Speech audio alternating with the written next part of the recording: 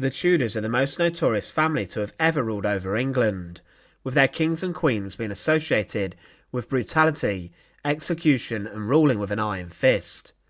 Henry VIII, the king who had 6 wives, 2 of which were executed inside the Tower of London, was the second Tudor king, and it was his father who was the first Tudor monarch. Henry VII came onto the throne in 1485 after defeating Richard III at the Battle of Bosworth field.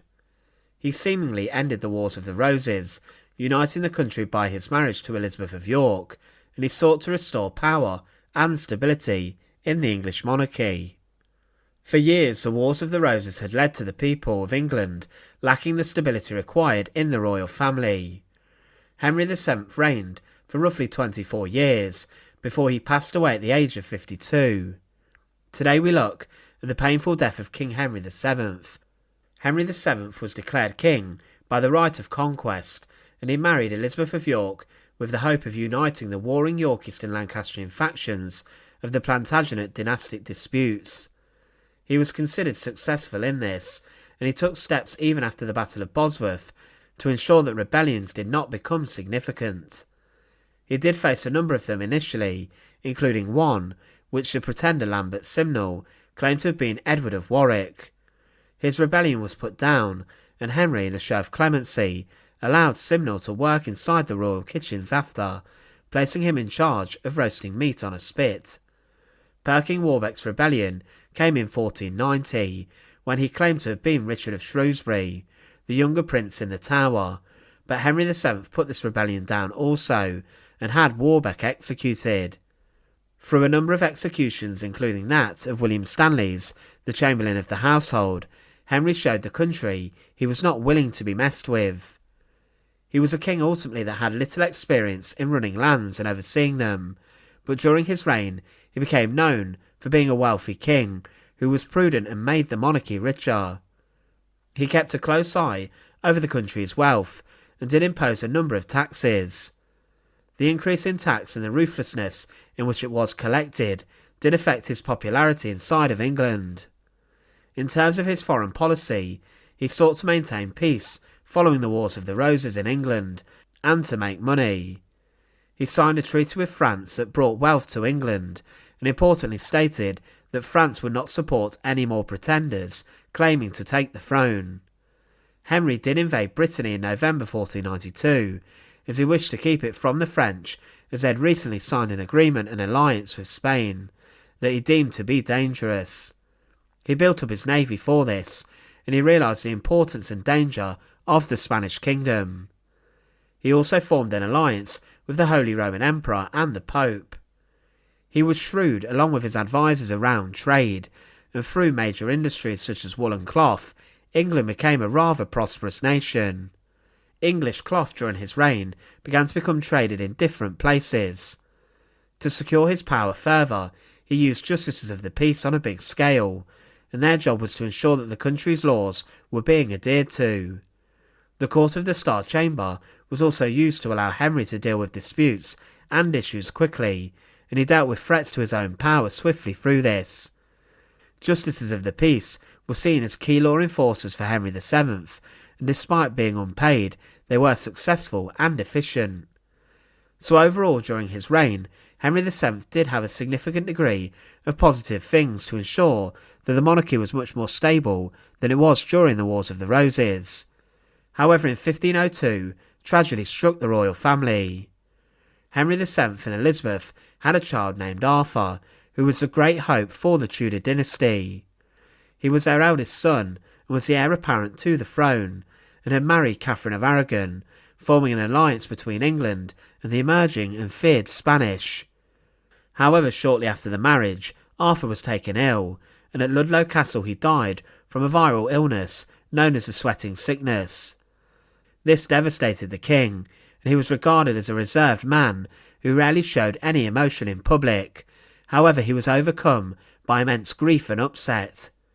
He was known to have been sobbing uncontrollably at court, and the death of Arthur shattered him greatly. But a year later, further upset for the king came, as his Queen Elizabeth of York passed away, and he shut himself away following this for a number of days and refused to speak to anyone. Henry was completely devastated by the loss of Elizabeth, and her death caused him great heartbreak. Following her death, he considered remarrying, but nothing came to anything. He considered marriage to renew alliances with Spain, but through the negotiations for Catherine of Aragon to marry his other son Henry, the future Henry VIII, this was seen as sufficient. He did take an interest in Johanna of Naples, but this never came to anything. After Elizabeth's death, Henry himself became very ill and nearly died from an unknown illness, but he did recover. He remained ill for a number of years, and in his final years it was noted how his sickness increased daily more and more. Between February and March 1508, Henry suffered from gout, and it was said he was in the very last stages of consumption in July 1508. A month later it was reported that Henry was very ill in extremis, and that he was very ill with little hope of recovery. By the end of March 1509, Henry must have known that his death was coming soon, and he made his last will and testament. It's believed that the decline in his health was made quicker by the death of Elizabeth and Arthur, and his mood became very depressed after these. Other veterans of his campaign against Richard III had passed away, and he made arrangements for a seamless transition of power to his son Prince Henry. Accounts of Henry VII's death came mostly from Bishop John Fisher, who had a sermon on the 10th of May 1509, shortly after the event. He said how 2 nights before the king's death, he became so weak that he could not hear mass at the altar, and had struggled for some time to eat and drink. However, he was keen to do his religious duty, and he summoned his confessor to his bedside to hear the sacrament. Mass at his bedside was heard, and it was said to have been a very moving spectacle. It was said that those who witnessed Henry receiving the sacrament were moved with a marvellous compassion and flow of tears, that sometimes they wept and sobbed by the space of 3/4 of an hour. An image of the proceedings shortly before the king's death shows him attended on by a number of his closest courtiers and most intimate members of his household. Shortly after hearing the religious blessing, Henry managed to cling on to life for another 48 hours. On the day of his death, he heard Mass again, and this time held the crucifix a number of times with great reverence, embracing it tenderly and kissing it. He was in a significant amount of pain and was suffering and was scared, and he in his final moments appealed to Jesus to deliver his soul and to protect him. It was said he claimed, "O my blessed Jesus, O my Lord, deliver my soul from the misery of this world, deliver my soul from these deadly pains, deliver my soul from this corruptible body." In his final moments, the king's son, Prince Henry, who was just 17 at the time, was summoned to his father's bedside for his final instructions, and the king said, "Fatherly and godly exhortations committed unto him, the laborious governance of this realm of England." The king passed away, surrounded by his closest advisers, with William Fitzwilliam, the gentleman usher of Henry's office, being responsible for closing the king's eyes after death. Inside of his bedchamber in Richmond Palace, on the 21st of April 1509, Henry VII died from what it's believed to have been tuberculosis at the age of 52. He was buried in the chapel he commissioned to be built, Henry VII's Lady Chapel in Westminster Abbey, and was laid to rest alongside his wife, Elizabeth of York. It was clear in his final days Henry VII knew what was coming. He ultimately knew what he was facing, and he decided to end his days in pious prayer and repentance for any sins he had committed. Inside of Richmond Palace, he was not alone, being attended on by his closest advisers and friends. It was his son who would take the throne and become Henry VIII, and his reign in particular is known for brutality and turmoil. Henry VII sought to bring an end to the turbulent nature of the time, but Henry VIII, his successor, ripped up all of the work his father had done and changed the face of English history forever, dividing his nation further by religion. In fact, Henry VIII drove as big a wedge through the population by his religious reforms as the War of the Roses ever did.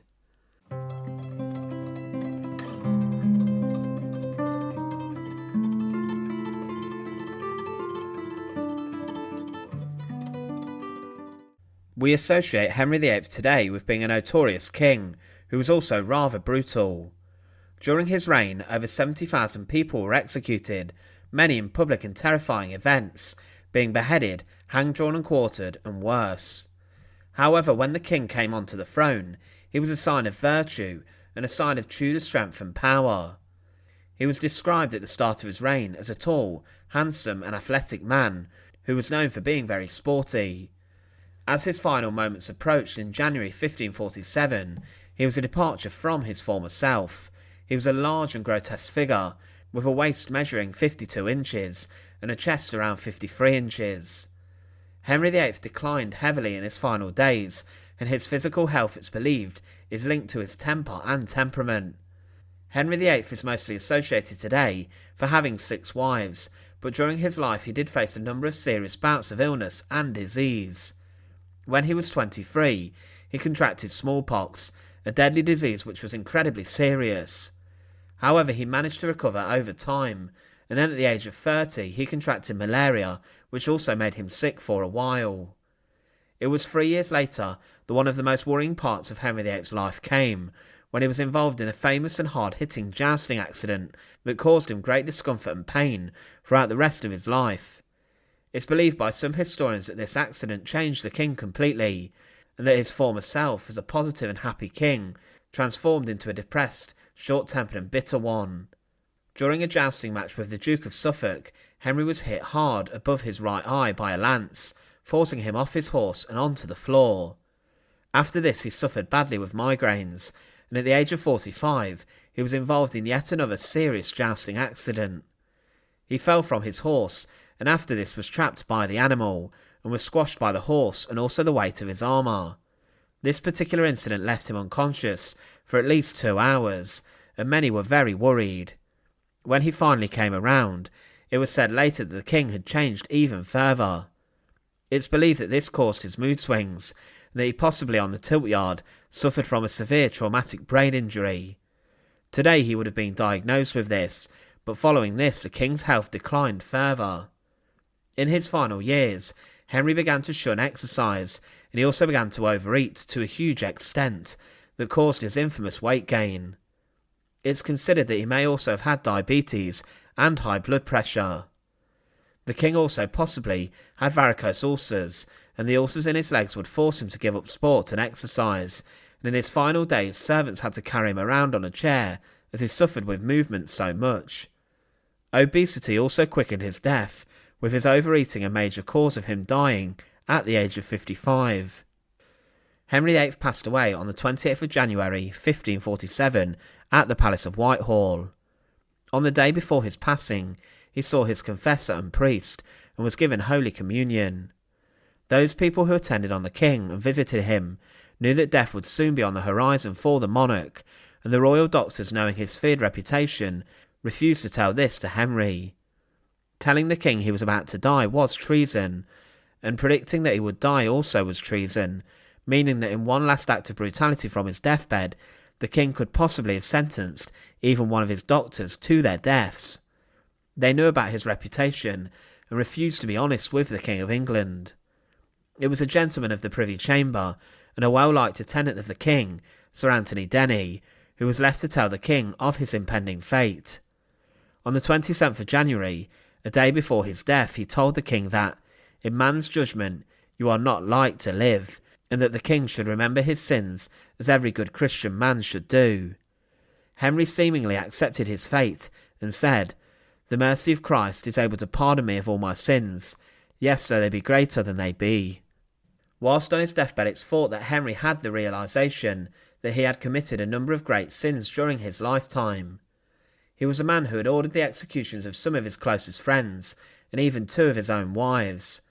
Anne Boleyn, for example, today, is seen as a victim of the barbaric king and his close advisor and friend Thomas Cromwell. Because of Henry's frustration at Anne's inability to give him a son that he greatly wanted, his attention switched to another woman, Jane Seymour.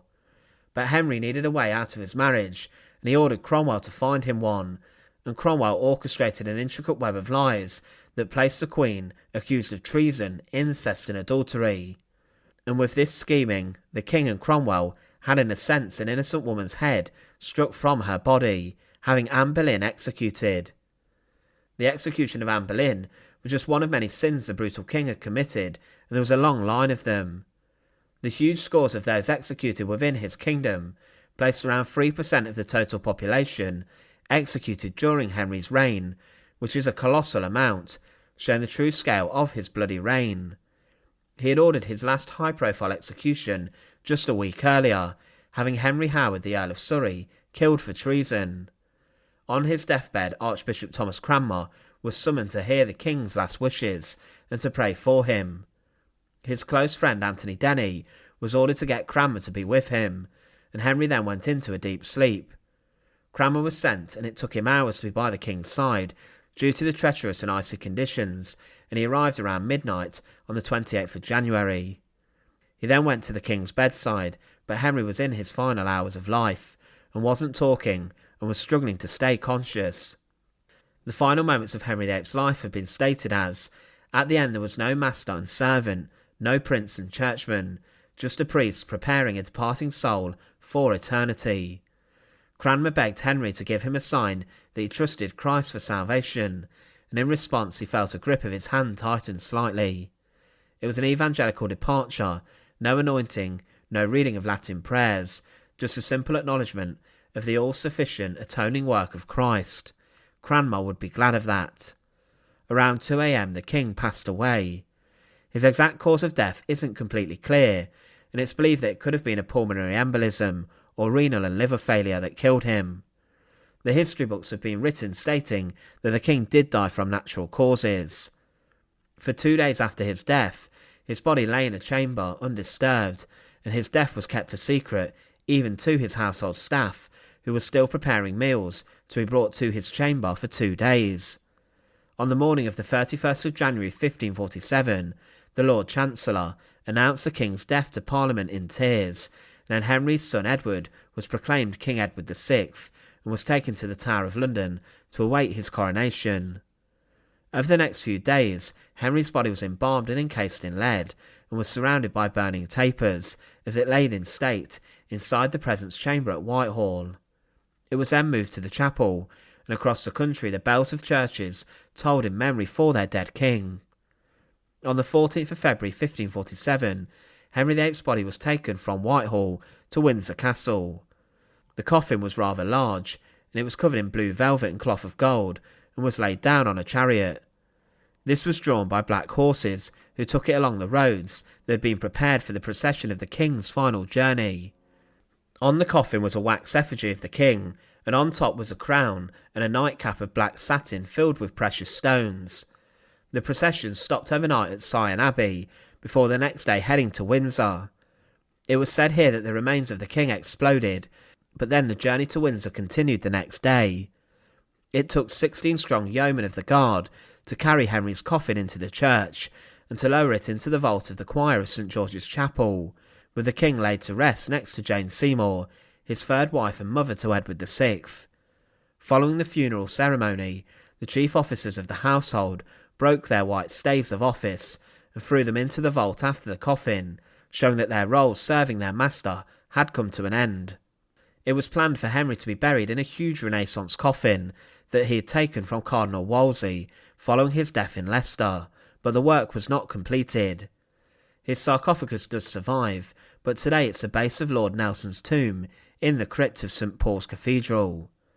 Henry VIII lies today under a simple and low-key 19th century black marble floor slab that reads, "In a vault beneath this marble slab are deposited the remains of Jane Seymour, Queen of King Henry VIII 1537 and King Henry VIII 1547. He is interred in the same vault as Charles I remains, the king who was beheaded following the English Civil War, and also one of Queen Anne's children, who died in infancy. King Henry VIII is considered to have been one of the most notorious monarchs in history, with his bloodthirsty temper and brutal outbursts of anger that resulted in bloody acts. But his death was met with relative peace and quiet, tended to by only a few close people and the Archbishop of Canterbury. His death did not echo the turbulent nature of his reign, for example the political changes, marriages and religious reforms he brought to the country. He was a king whose life was compelling, and today he's become a legendary figure of English history.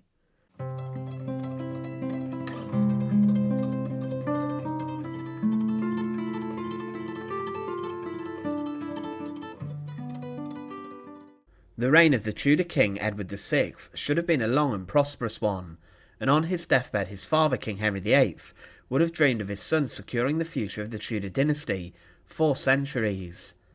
But this was not to be, as at the age of 15 Edward VI died, which shocked the nation. He was known for being a rather sickly young king, but his reign changed England forever. It's considered that Edward, as he was still a boy, did not have a full say over changes to religion that occurred during his reign, and it's believed that the Regency Council set up to govern England until he was of age were the ones who called the shots, turning England further Protestant. But Edward's short reign is remembered for these large-scale religious changes, continuing the English Reformation began by his father. But what happened when the young king passed away?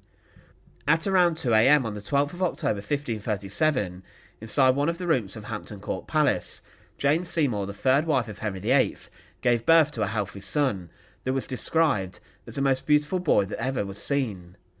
This was the moment King Henry VIII had been waiting for. Over 20 years of disappointment had given him in the eyes a legitimate male heir to continue the Tudor dynasty.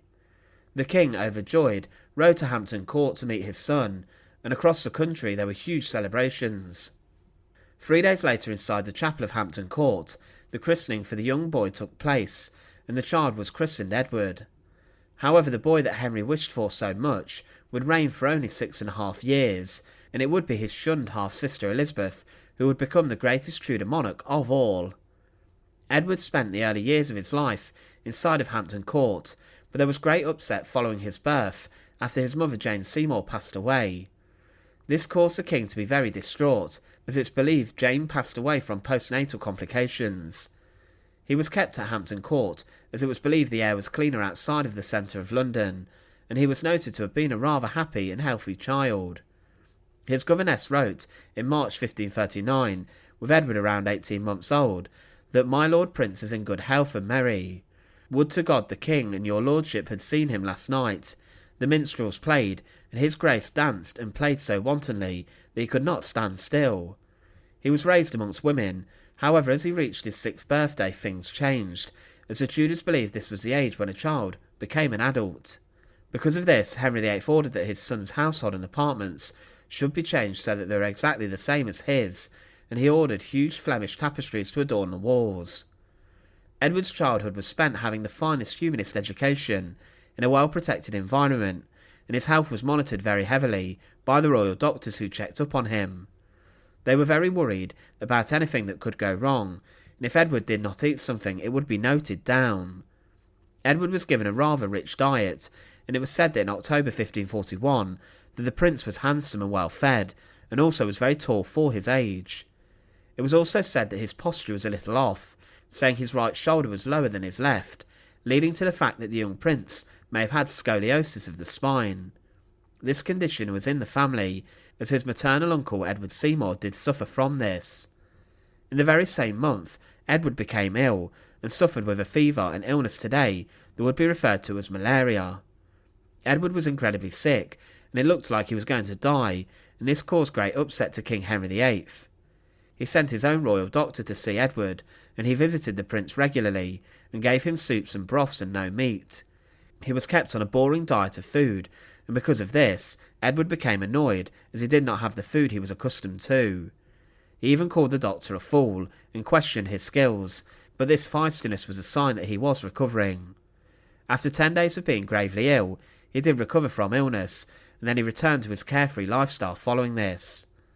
After the death of King Henry VIII, Edward inherited the throne, becoming king on the 28th of January 1547, and being coronated on the 20th of February.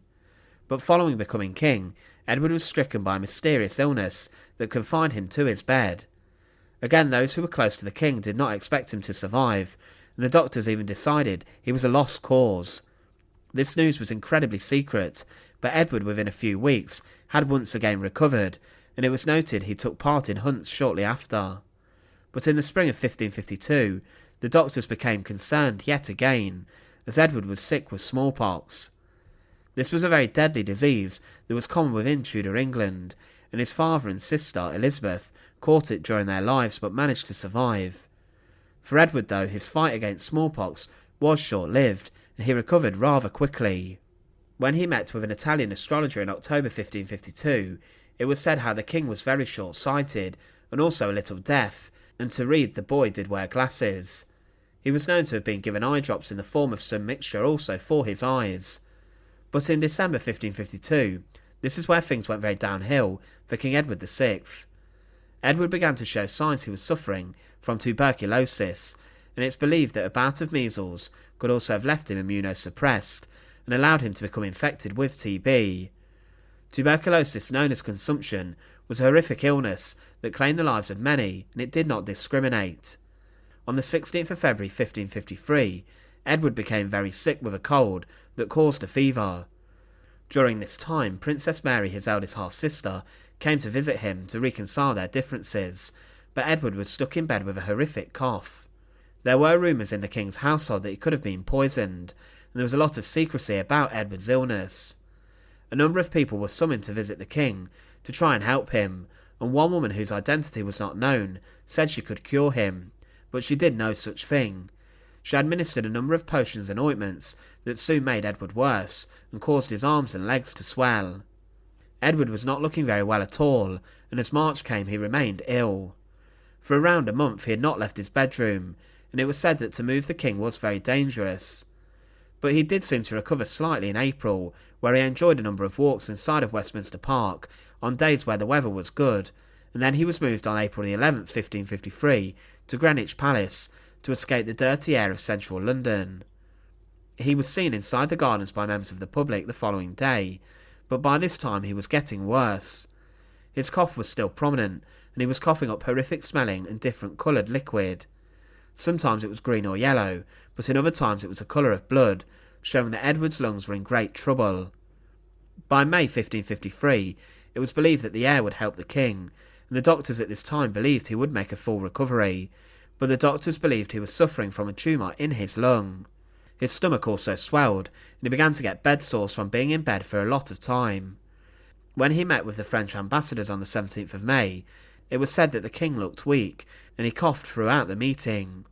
But by the end of May he was going rapidly downhill, and was given medication to help him sleep. Edward did make arrangements for his succession. He would disinherit his two half-sisters, and name his cousin Lady Jane Grey and her heirs as successors to the throne, to avoid Princess Mary becoming queen and restoring England to Catholicism. On the 10th of June the situation looked bleak, and Edward was given 3 days to live by his doctors, as it was stated that he could not keep anything in his stomach. He was afflicted with a fever that would not break, and on the 15th of June this in particular was very bad. It did go away briefly for 24 hours, but came back 2 days later, and Edward's body was so weak it could not fight the infection or disease. He could not get up, and his legs were incredibly swollen. It was said by the 29th of June Edward had had enough, and 5 days later he could not breathe well, and did not wake up much. It was also said his hair and nails were falling out, and he was covered in scabs. The last few days of the young boy king were incredibly painful, and he was simply just waiting for his death. On the 1st of July 1553, he did appear at windows in the palace to stop people spreading rumours that he had already died, but he was dishevelled and looked a shadow of his former self. Over the next few days more crowds would gather to catch a glimpse of the king, but he did not come out. It was Sir Henry VIII who remained with King Edward in his final moments. Before Edward could not speak, Sidney told him to pray to God to stop England from returning to Catholicism, and it was noted that he wished his English subjects to die as Protestants. It was said Edward prayed, "Lord God, deliver me out of this miserable and wretched life, and take me amongst thy chosen. Howbeit not my will, but thy will be done. Lord, I commit thy spirit to thee. O Lord, thou knowest how happy it were for me to be with thee. Yet for thy chosen's sake, send me of life and health, that I may serve truly thee. O my Lord God, bless thy people, and save thine inheritance. O Lord God, save thy chosen people of England. O my Lord God, defend this realm from papistry, and maintain thy true religion, that I and my people may praise thy holy name for thy Son Jesus Christ's sake. The Bishop of Ely, Thomas Goodrich, then heard Edward's last confession, and on the 6th of July 1553, between 8 and 9 in the evening, King Edward VI died in the arms of Sir Henry Sidney. It was said that his last words were, "I am faint, Lord have mercy upon me and take my spirit." Following his death, a surgeon opened up the king's chest and stated that he had died from lung disease, as the lungs had 2 large ulcers and these had turned infected. It's believed that tuberculosis was what caused the king's illness, or that the king suffered from a pulmonary infection which affected his lungs. At the time for this there was no treatment, meaning that the infection would have caused damage to the lungs and caused abscesses. This infection would have wreaked havoc in his body, and septicemia would have caused his organs to shut down. With this we don't know for certain what killed King Edward VI, but it's believed to have been mostly TB, and for this we can agree that Edward's death was incredibly painful. Following his passing, Lady Jane Grey was summoned and declared Queen. However, 9 days later she was deposed by Princess Mary, who became Queen Mary I. Edward was buried inside of Henry VII's Lady Chapel inside of Westminster Abbey on the 8th of August 1553. It was said that the procession was led by a great company of mourners, and that the crowds mourned their king greatly. Edward's reign was incredibly short, and was not what his father wished for him when he was born, but it did signal a large amount of change in England. However, he was a sickly young man, and his death at such a young age must have been horrific for the young boy Tudor King of England.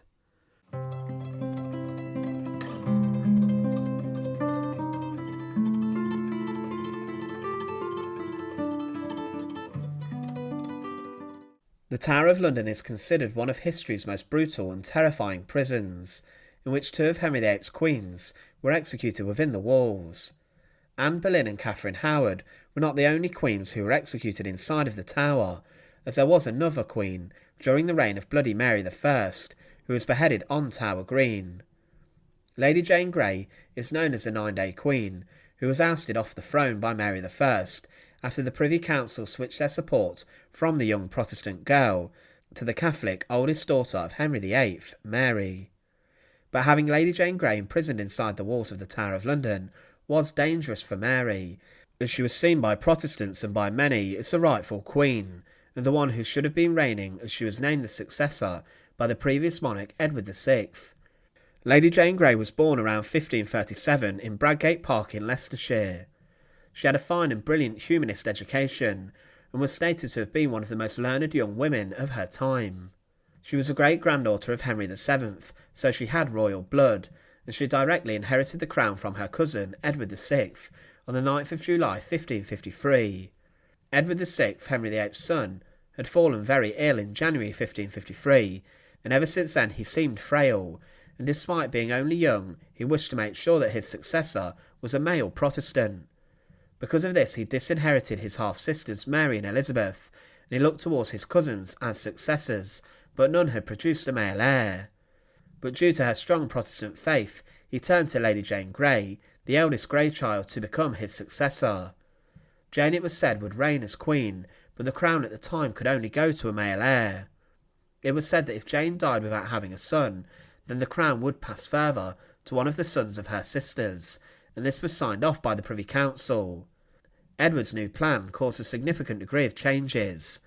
John Dudley, the Duke of Northumberland, sought to manipulate his way into power and the throne by marrying Lady Jane Grey to his son Lord Guilford Dudley. Because of this marriage, John Dudley himself was placed in a very strong position and could for his daughter-in-law get what he wanted. Lady Jane and Guilford would have reigned together as king and queen, and when she was 16 Jane married and Guilford was around 2 years older. Their match was seen as beneficial to both the Dudleys and the Greys, as with the new law around succession, it was believed that future Grey children would rule over England. It was John Dudley, Guilford's father, who was involved in getting Edward VI to pass over the throne, but when Edward died on the 6th of July 1553, Jane was immediately summoned. She was taken to Sion House, where she was informed that she was going to be crowned the Queen of England. This surprised the young Jane, and she became very distressed at the time, and this confused her privy councillors. Becoming queen was seen as a good thing, but it's believed that Jane was not prepared for this, and neither did she wish to become the queen. She became very distressed, and this continued even when her husband and parents arrived. She was very reluctant to become queen, but the following day Jane, along with her parents and Guilford, went to the Tower of London with her entourage. A procession of barges took her to the tower along the Thames, where plans were being drawn up for her coronation. It was tradition for English kings and queens to stay briefly inside the tower to await their coronations, and this had been done for centuries. When entering, Jane wore a long green dress of velvet and looked every part the queen, wearing very extravagant jewellery. She would never leave the tower's walls. Jane was asked to wear the crown, but she refused to do so, but her husband Guilford had strong ambitions to become the ruler, unlike his reluctant wife. Jane continued to refuse to make him king, which angered him greatly. Jane also had a number of problems with her husband, but her biggest problem would come in the form of Henry VIII's eldest child, Mary. Mary had learned of the fact that Jane had been made successor, and she saw her as a usurper, and Mary wrote to the Privy Council, demanding that she should be the Queen as the rightful heir. Many members of the Privy Council believed that support for Mary would be futile and would easily be defeated, and they also sent a reply demanding that Mary should back Jane, and told her to silence herself.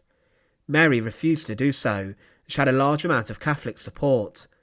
She was a major threat to Jane, and an army was even sent from London to go and capture Mary. Princess Mary raised her own army, and John Dudley was told to go and capture her, so she could be silenced. But whilst Dudley was out fighting Mary's army, the Privy Council changed their minds and switched their vital support from Lady Jane Grey to the woman who would be known as Queen Mary I. Mary was proclaimed Queen after riding victorious into London on the 19th of July, ending the 9-day reign of Lady Jane Grey. The place which Jane was supposed to be enjoying the luxuries of being a queen, the Tower of London, now became her prison. She was imprisoned in the Tower's gentleman jailer's apartments, along with her husband, who was being held in the Beauchamp Tower. Inside this tower in particular is some interesting prison graffiti saying the words Jane, and this could even have been done by Guilford himself. As Mary I held Jane prisoner, she was left with no one, as all the Privy Councillors sought to impress Mary and save their own skin. Jane and Guilford were soon placed on trial for high treason. Mary I, as Queen, offered both of them a reprieve, believing that the pair were nothing more than pawns in the manipulations of more powerful men who sought to exert their own control. Jane, because of this, was granted a number of comforts, and she was allowed a number of servants to attend upon her. She was also allowed to take walks inside of the Queen's gardens, and to meet up with her husband there. When her trial came, there were a number of other defendants, including her husband, and all of those brought to trial were found guilty. Jane, along with all defendants, including her husband, was sentenced to death. It was believed that Jane, as she signed a number of documents as Jane the Queen, assumed the role of Queen and the title of it, and with this was guilty of being treasonous. Jane received a sentence that she was to be burned alive on Tower Hill, or beheaded as the Queen pleases, but it was later reported that Lady Jane Grey's life had been spared by Mary I. But this leniency did not last long at all. The Queen's religious beliefs and the plans Mary had to marry the hated Prince Philip of Spain made her incredibly unpopular in England. Because of this, there was a great fear, had by Mary, that a Protestant rebellion could see her overthrown and assassinated, and at the expense of Lady Jane Grey, who would become the Queen. A number of rebellions did break out across England, with the most serious being Wyatt's rebellion. The conspirators in this did not explicitly state that they intended to put Jane on the throne, but her father was linked closely to the plot. Mary then knew that to keep Jane alive was too dangerous for her, and she decided to offer her an ultimatum. Mary said to Jane she would spare her life if Jane and her husband converted to Catholicism, and they would support Mary, but Jane refused to do so, and with this, Mary signed Guilford and Jane's death warrants and ordered their executions. It was a cold February morning that Jane first witnessed the power and brutality of Mary I. On the 12th of February 1554, prison guards took Guilford Dudley, Jane's husband, from the Beauchamp Tower out towards Tower Hill. The short walk was accompanied by thousands who had came to witness the beheading of Lady Jane Grey's husband, the man who wished so greatly to become king. Jane refused to meet him one final time, and she worried it would be too hard for both of them to say goodbye. Guilford was taken to Tower Hill and was beheaded in front of a huge crowd in an execution that told the public of London to fall into line and support Mary I. As Jane gazed out of a window at the tower where she was sitting, she saw a horse and cart bring back the remains of her husband into the Tower of London, with his head separated from his body. Jane saw her husband's corpse and cried and wailed, distressed by what she saw. Mary did allow Jane some reprieve during her execution, and as she was a former Queen of England and a woman of high status, Mary consented to allow her to be executed in private within the walls of the Tower of London. This spared her being taken out of the Tower and being executed in front of the public. An hour after she had witnessed her husband's remains being brought into the Tower to be buried inside the chapel, Jane was summoned by the Tower's guards. They knocked on the door of her chamber and told her she was due to die within the next few moments. Jane prepared, dressed in black, then she left her room and was escorted to Tower Green. On this small area of grass, bloodshed was sown into the lawn, with the executions of Anne Boleyn and Catherine Howard, two former queens, being beheaded on the spot. She walked calmly and slowly to the scaffold, and she made her final speech to those few witnesses who were sent to watch the proceedings. Jane said, "Good people, I am come hither to die, and by a law I am condemned to the same. The fact indeed against the Queen's Highness was unlawful, in the consenting thereunto by me, but touching the procurement and desire thereof by me, or on my behalf, I do wash my hands thereof in innocency, before God and the fact of you, good Christian people, this day." Jane then read Psalm 51, written in her prayer book, and turned to one of her ladies and gave her her gloves, handkerchief, collar, and gown. The prayer book was then passed to the lieutenant of the Tower, and she turned to her executioner, who was armed with his axe, and said, "Please dispatch me quickly." Jane, up until this point, had faced her mortality with calm and resolve, but as panic set in, this waned. The executioner tied a blindfold around her eyes, and Jane then panicked and started looking for the block to rest her head, and she cried, "What shall I do? Where is it?" And this would have been very distressing for people to have seen. The young teenage girl on her hands and knees scrambling for the executioner's block. A witness then helped her lay her head on the block, and she said, "Lord, into thy hands I commend my spirit," before in one swift blow, Lady Jane Grey, the 9-day Queen's head, was taken off by the axeman.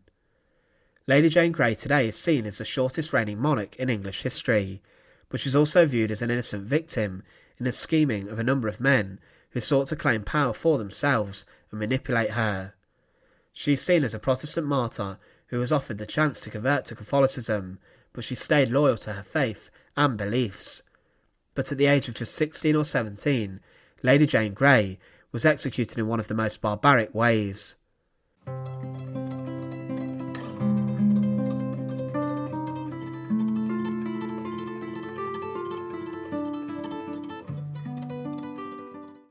Throughout the reign of the Tudor monarchs, we believe it to have been a time when executions were common, and when brutal public killings took place to put the population off, committing various crimes. During the reign of one queen, the public executions were so horrific that the monarch in question gained a nickname for being a bloody monarch who would stop at nothing to impose her religion onto the population. Mary I is remembered today for restoring England to Catholicism briefly, following the departure from Rome during the reigns of Henry VIII and Edward VI. Her reign saw a turbulent time in England, with many people confused as to what they should believe and worship. To some she was a queen who returned the Catholic traditional values, but to others she was seen as a backwards one and not progressive. Throughout her reign she suffered from poor health, and today we look at her painful death, which only came a number of years after she became queen. Mary I has gained a notorious reputation as a barbaric queen who ordered the burnings of Protestants. John Fox's book, The Book of Martyrs, documents with graphic imagery the burning of those men and women persecuted during Mary's reign. But at the time, illness and disease was not uncommon during the Tudor period. Throughout the reign of the Tudor monarchs, England was hit by many different epidemics and outbreaks of highly contagious diseases. These outbreaks often swept through England quickly, with tuberculosis, dysentery and influenza regularly causing suffering to the people at the time. There was also often outbreaks of smallpox, with Mary's father Henry VIII suffering from a bout of the dangerous and often fatal disease. During this time, Great pestilences and outbreaks was linked often to religion, and it was seen that God was punishing the people for sinning and bad behaviour. Hygiene wasn't in the forefront of everyone's mind, but one thing was expected was that the health of the monarchy and the healthcare they received would be sufficiently better than those living within everyday Tudor society. Mary I's health during her reign was not great, as she suffered from a number of bouts of illness. Some of them were very serious. We have a better understanding today of illness and disease, but during Mary's life, there are specific events that caused her great stress, which would have reduced her immune system, causing her to become more susceptible to illness. She lived a number of years with a great amount of worry, as at the time her father had tried to wrangle his way out of his marriage with Mary's mother, Queen Catherine of Aragon. Mary and Catherine had been treated rather poorly by the king, in favour of Henry's second wife Anne Boleyn, and Mary found herself shunned. This would have played on her mind, and during her teenage years she had a significant amount of worry. She was known to have had a loud but deep voice, grey eyes, and was short-sighted. She also had red hair and a fair complexion, but in early 1528 she contracted the very illness her father caught, smallpox, which she did manage to get over. She also suffered from pain in her head and stomach, and was known for being unable to eat and keep down food for periods of up to 10 days. So she would not eat for 10 days, and this led to her being treated by the best doctors, and Mary was diagnosed with strangulation of the womb, which caused issues with menstruation, breathing, swelling around her abdomen, and also depression. These issues were linked to her death, but she was also struck with headaches, vomiting, and was prone to fainting.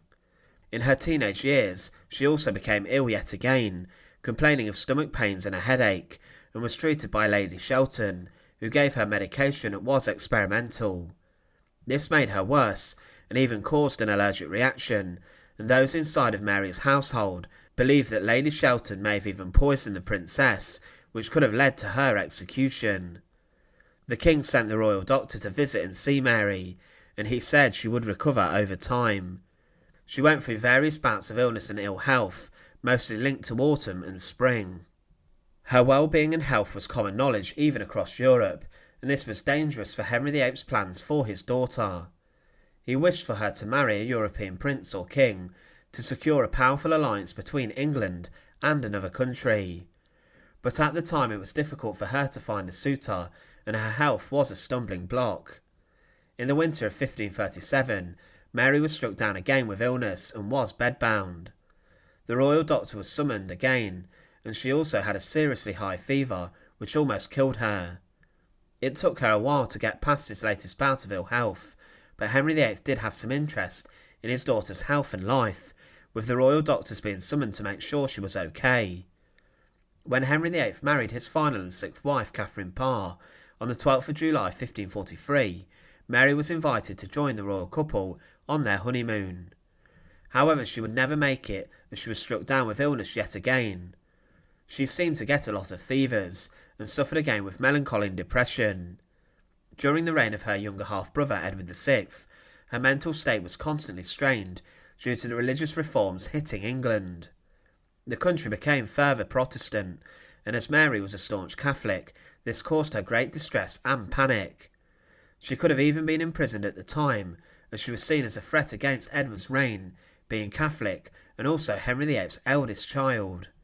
She was pressured by advisers to stop attending Catholic Mass and to change her religious beliefs to Protestantism. She wrote to the King's Council saying, "My health is more unstable than that of any creature, and I have all the greater need to rejoice in the testimony of a pure conscience." Despite Mary's health being poor throughout her life, she did encounter a number of issues throughout her life, and once she became queen, these did not cease.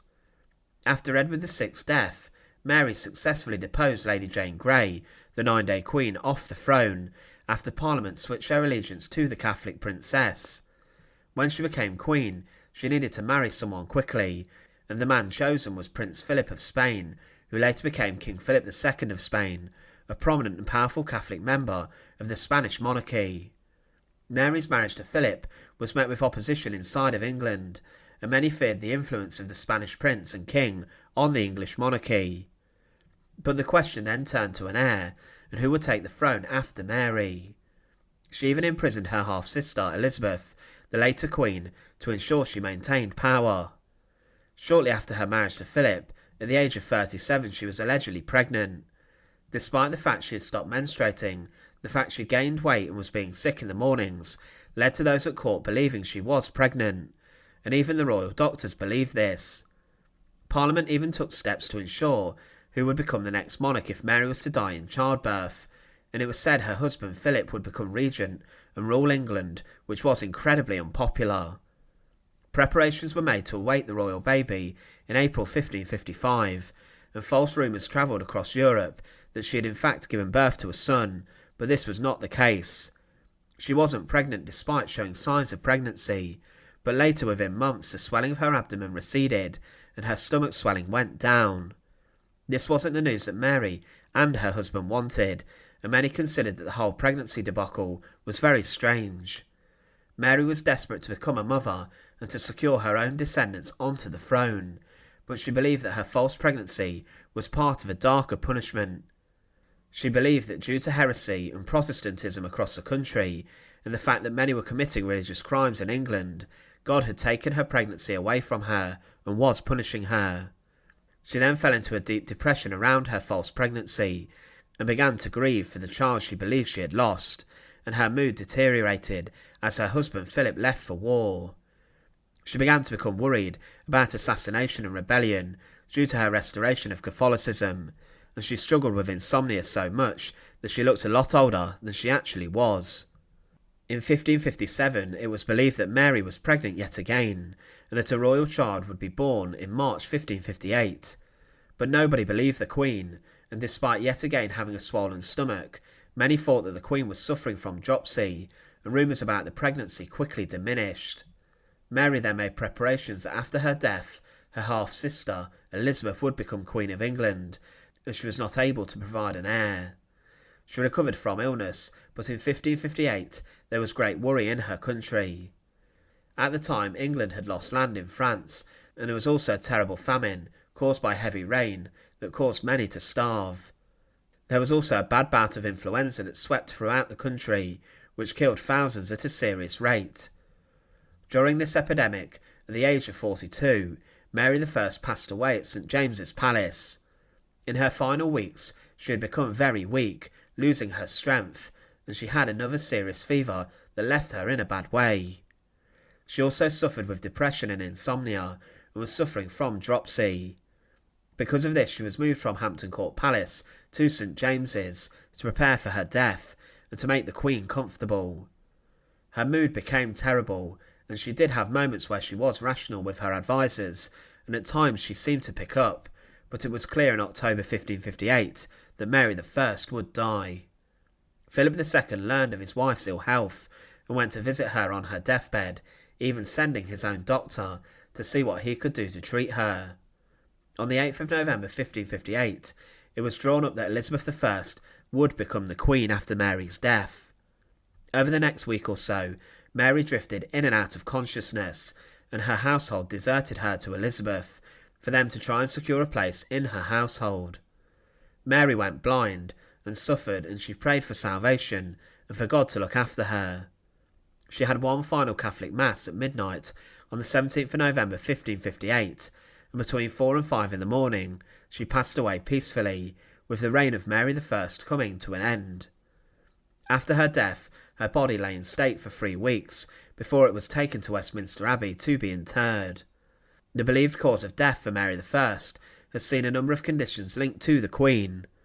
One is that her depression following her pregnancies made her downfall and death come quicker, but also that she suffered from ovarian dropsy.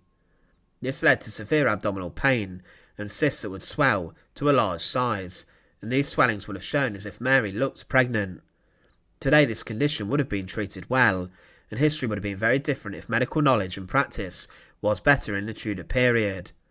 Mary stated that her illness was her old guest, and many believe that the flu outbreak across England also led to her death. Despite Mary I being known as Bloody Mary, she lived a rather tragic life, shunned by her father Henry VIII. Her health throughout her life was not good at all, Today we associate Mary with the burning of Protestants in huge public shows of brutality, and she's seen as a Catholic who was firm in her beliefs, returning England to Catholicism. She died a Queen of England, a woman who was incredibly strong in her religious convictions, and also a woman who suffered a large amount throughout her life with her health and well-being.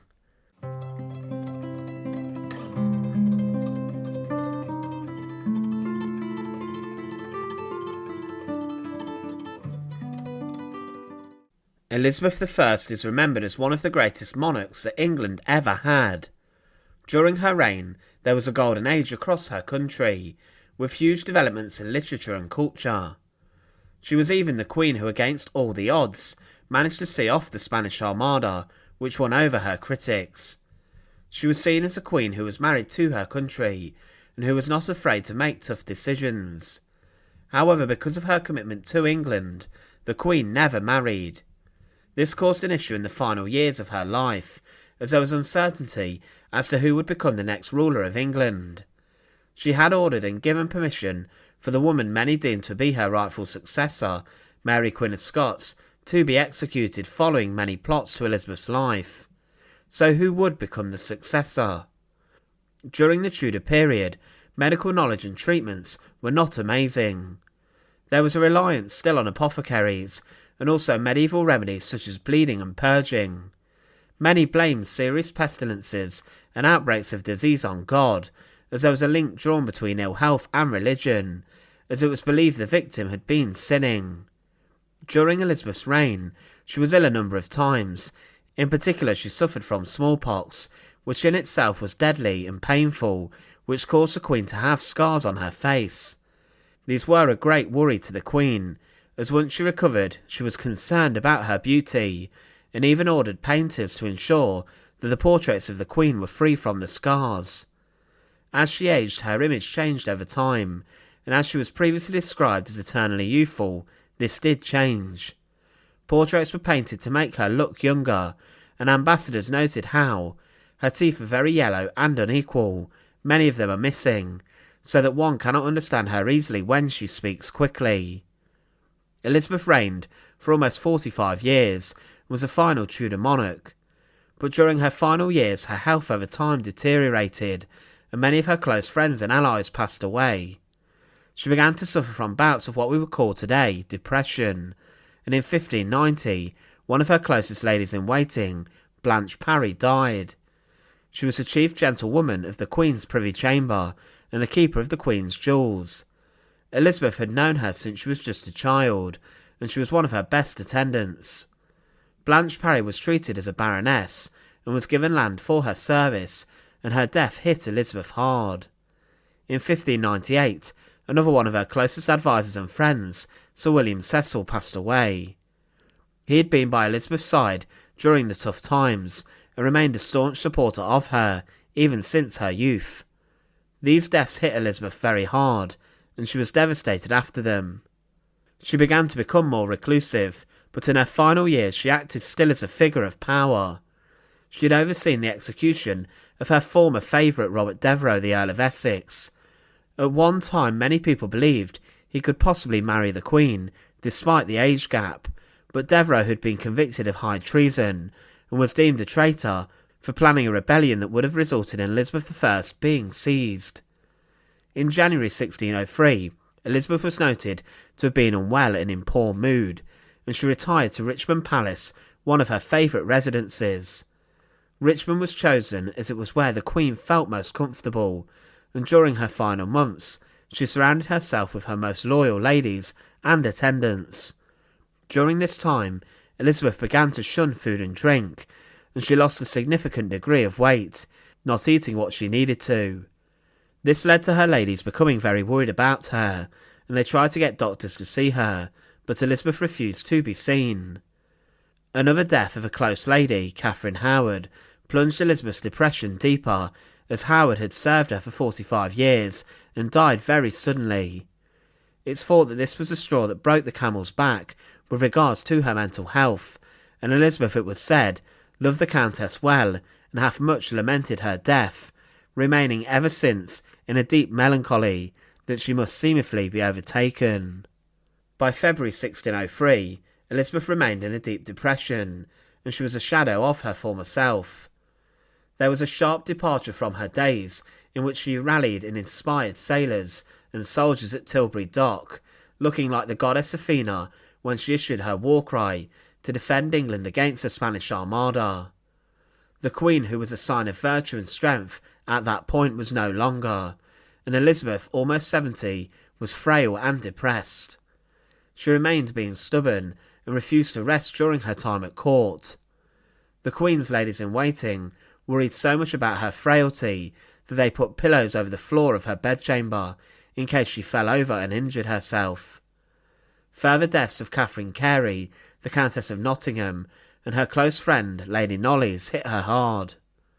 In her final days, the Queen was rather upset and became distressed, and in March she fell sick and remained in a settled and unremovable melancholy. She was known to just sit on cushions for hours on end, motionless in deep thought. It's believed that in these episodes she may have been debating her life and the mistakes she had made, and also what she had done with regards to the executions she had ordered. She may have even been contemplating her deep regret over ordering the execution of her cousin, Mary Queen of Scots, whom it's believed could have succeeded her at one point. The Queen never really wanted to execute Mary, but was convinced to do so by her counsellors, and she regretted it deeply. It was said that the Queen sheds many tears and sighs, maintaining her innocence, that she never gave consent to the death of that Queen. Elizabeth, it's said, began to become visited by ghostly episodes of people she had known, including Mary and others who had passed away. It was clear, though, that Elizabeth was dying. Coupled with her depressed state of mind and her delirium, her health began to fail. She made the decision to retire to bed in March, and the Archbishop of Canterbury was summoned to come to her bedside and to pray for her soul. He informed the Queen that she would go to heaven, and that she would be looked after. On the 24th of March 1603, Elizabeth I passed away at Richmond Palace. Her body was then taken to Whitehall, where it was held in state, before her funeral occurred. She made it clear before her death that she did not wish to be disemboweled, but this was not adhered to, as Robert Cecil left it up to the doctors to do so, and the Queen was embalmed, with her body encased in a lead-lined wooden coffin. Every night 6 ladies watched over the coffin, but during this period it was said that there was a loud crack from the coffin, as her body and head broke open from the various gases released as the corpse rotted. The explosion of her body, it's said, was so big that it splintered some of the wood, and it was even said to have been worse if she had not been disemboweled. Elizabeth's funeral took place on the 28th of April 1603, and she was buried inside of Westminster Abbey. There was a huge number who were involved in the procession, and there were thousands of members of the public who came to witness her body making its final journey. It was said there was such a general sighing, groaning and weeping, as the like had never been seen or known in memory of man.